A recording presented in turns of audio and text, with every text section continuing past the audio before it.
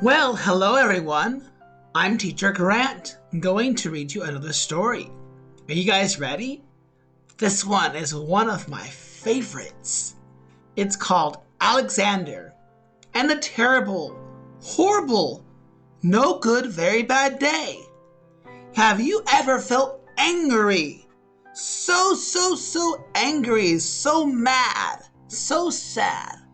Well, Alexander has had a terrible, horrible, no good, very bad day. Judith Firest wrote the story and Ray Cruz drew the pictures, illustrated the pictures. Let's begin.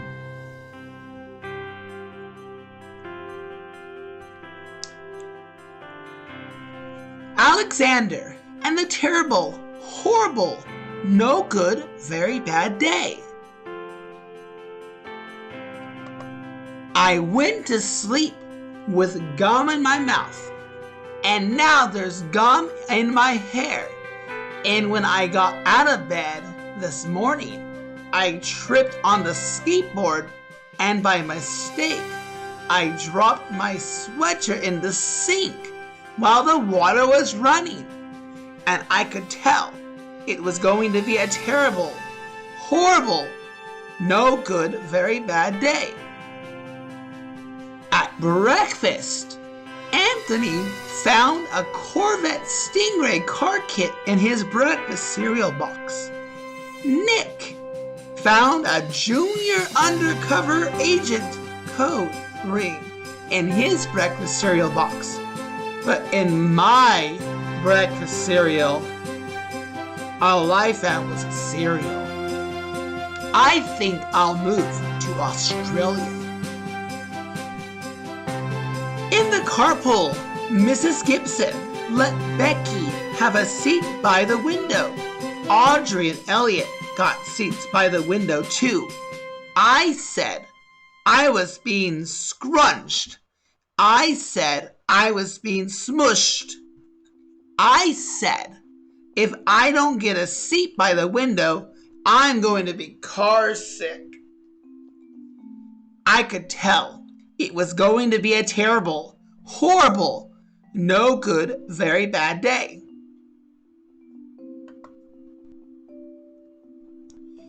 At school, Mrs. Dickens liked Paul's picture of a sailboat better than my picture of an invisible castle. At singing time, she said I was singing too loud. At counting time, she said I left out 16. Who needs 16? I could tell it was going to be a terrible, horrible, no good, very bad day. I could tell because Paul said I wasn't his best friend anymore. He said that Philip Parker was his best friend and that Albert Mayo was his next best friend and I was only his third best friend. I hope you sit on a tack, I said to Paul. I hope the next time you get a double-decker strawberry ice cream cone, the ice cream part falls off the cone and lands in Australia. There were 2 cupcakes in Philip Parker's lunch bag, and Albert got a Hershey bar with almonds, and Paul's mother gave him a piece of a jelly roll that had little coconut sprinkles on the top. Guess whose mother forgot to put in dessert?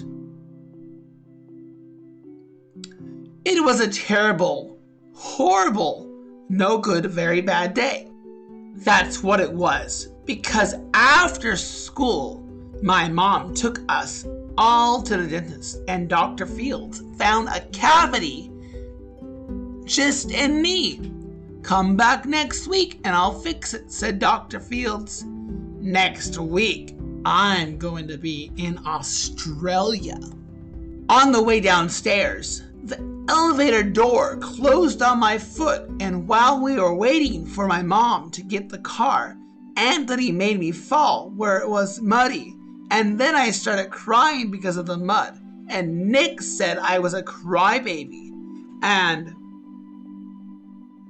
while I was punching Nick for saying crybaby, my mom came back with the car and scolded me for being muddy and fighting. I'm having a terrible, horrible, no good, very bad day, I told everyone, but no one answered. When we picked up my dad at his office, he said I couldn't play with his copy machine, but I forgot. He also said watch out for the books on his desk, and I was careful as could be, except for my elbow. He also said don't fool around with his phone, but I think I called Australia. My dad said, please don't pick him up anymore. It was a terrible, horrible, no good, very bad day.